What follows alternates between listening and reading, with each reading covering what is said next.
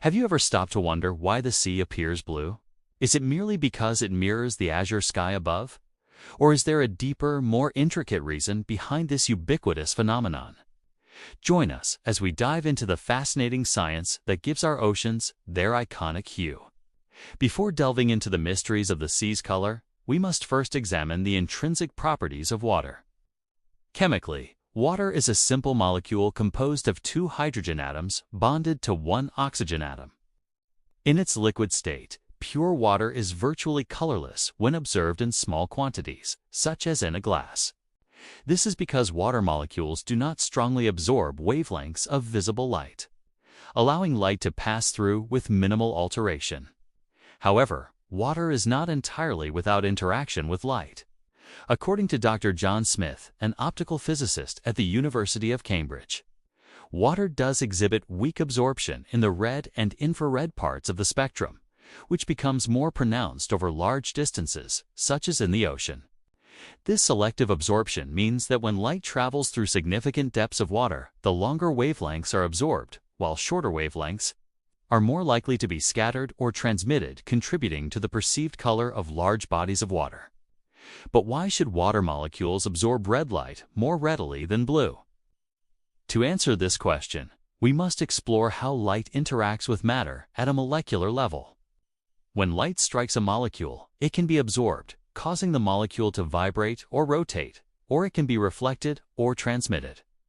Whether or not a molecule absorbs a particular wavelength of light depends on the energy difference between the molecule's electronic energy levels. If the energy of the incident light matches the energy difference between two levels, the light will be absorbed and the molecule will be excited. In the case of water, the energy levels are such that red light is more readily absorbed than blue. This absorption is not 100% efficient, so some red light still passes through significant depths of water. However, over long distances, the concentration of red light decreases exponentially, resulting in the preferential transmission and scattering of blue and green light. While absorption plays a role, the blue appearance of the sea is primarily due to a process known as Rayleigh scattering. This phenomenon was first described by Lord Rayleigh, an English physicist, in 1914, and is the same mechanism that makes the sky appear blue. Rayleigh scattering occurs when light interacts with particles or molecules much smaller than the wavelength of light. In the case of the sea, water molecules and dissolved particles scatter shorter blue wavelengths more effectively than longer red ones. Dr. Maria Gonzalez, a marine physicist at the Scripps Institution of Oceanography, explains, when sunlight enters the ocean, it encounters water molecules and dissolved particles. The shorter blue wavelengths are scattered in all directions, and some of this scattered light reaches our eyes, giving the sea its blue hue. This scattering effect is more pronounced in clear, deep waters where there are fewer impurities to interfere with the light's path. However, scattering alone does not fully account for the sea's color. In shallow waters or areas with high concentrations of suspended particles, the color can shift to green, brown, or even red, depending on the materials present. This variability highlights the complexity of the sea's appearance beyond simple scattering. It is important to note that while the sky and the sea both exhibit a blue color due to Rayleigh scattering, the underlying mechanisms are slightly different. In the atmosphere, the primary contributor to scattering is the gas molecules, primarily nitrogen and oxygen. The scattering of light by these molecules is responsible for the blue sky and the reddish hues of sunrise and sunset. In contrast, in the sea, the scattering is primarily by water molecules and dissolved particles. Although the contribution of water molecules is significant, the role of dissolved organic matter, sediments, and other particles should not be overlooked. For example, phytoplankton, microscopic marine organisms that contain chlorophyll, play a crucial role in the color of the sea. Chlorophyll is a pigment that absorbs blue and red light for photosynthesis, reflecting green. In regions with high phytoplankton concentrations, such as coastal waters during algal blooms, the sea may take on a greenish hue. Dr. Emily Chen, a marine biologist at Woods Hole Oceanographic Institution. Notes: phytoplankton are a major driver of ocean color in productive regions. Their pigments, combined with other organic matter, can shift the sea's appearance from deep blue to vibrant green. Additionally, dissolved organic compounds, often referred to as colored dissolved organic matter, can also influence the sea's color.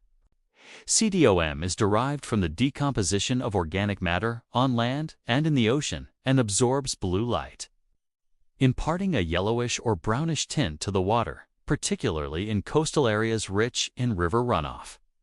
Another factor to consider is the concentration of suspended particles in the water.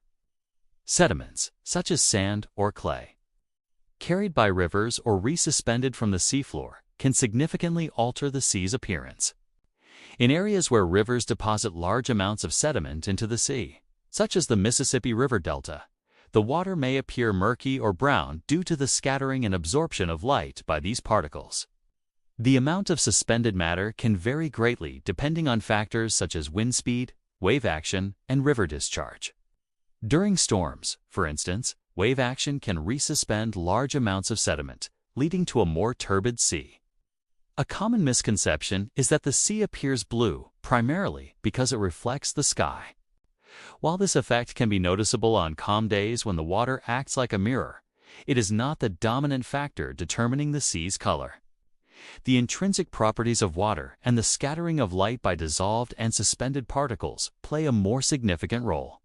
This is evident when the sea retains its blue color even under overcast skies, or at night when sky color is not a direct influence. Furthermore, while the scattering of light by water molecules contributes to the blue appearance of the sea, it is essential to recognize that water molecules are not the only particles present. Dissolved organic matter, phytoplankton, and suspended sediments all interact with light and modify the sea's color. Understanding these various interactions is crucial for interpreting the color of the sea in different contexts. One fascinating aspect of the sea's color that is often overlooked is polarization of light. When unpolarized sunlight enters the ocean, it becomes partially polarized due to scattering by water molecules and particles. This polarization can enhance the perception of blue in certain viewing angles, while polarization alone does not explain the sea's color. It can influence how we perceive it, particularly in combination with other factors such as the sky's color and the concentration of suspended particles. Moreover, the sea's color is not static, but rather a dynamic phenomenon influenced by various environmental factors.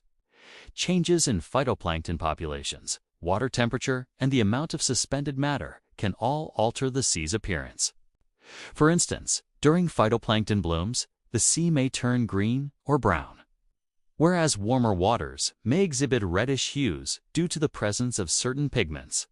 These changes not only add complexity to the sea's color, but also provide valuable insights into the underlying ecological and physical processes occurring in the ocean. Satellite remote sensing has revolutionized our ability to study the color of the sea on a global scale.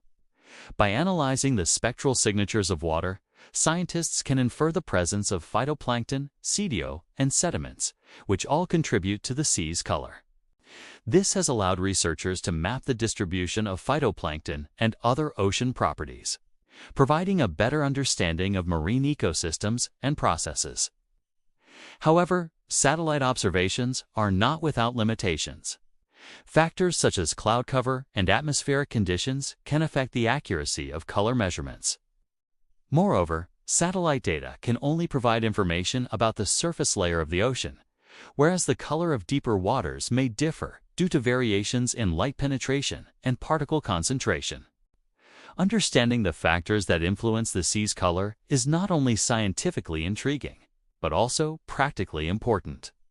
For example, changes in sea color can indicate shifts in marine ecosystems, such as the proliferation of harmful algal blooms or the impact of climate change on phytoplankton populations. Additionally, the color of the sea is an important parameter in ocean optics and remote sensing, used in various applications such as oceanographic research, fisheries management, and coastal zone monitoring.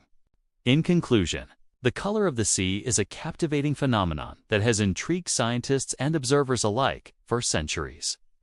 While it may appear simple at first glance, a closer examination reveals a complex interplay of light, water molecules, dissolved substances, and suspended particles. From the absorption of red light by water to the scattering of blue light by water molecules and particles, each factor plays a crucial role in shaping the sea's appearance. Understanding these factors not only enhances our appreciation for the beauty and complexity of the natural world, but also provides valuable insights into the health and dynamics of marine ecosystems. As we continue to explore the mysteries of the sea, the color of the ocean serves as a reminder of the wonders that await our discovery.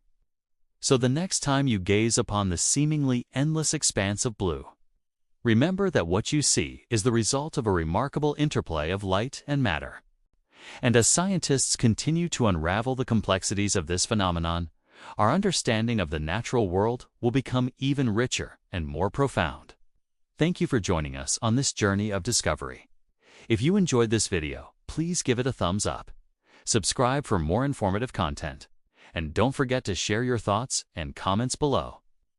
Until next time, keep exploring the wonders of science and the beauty of our planet.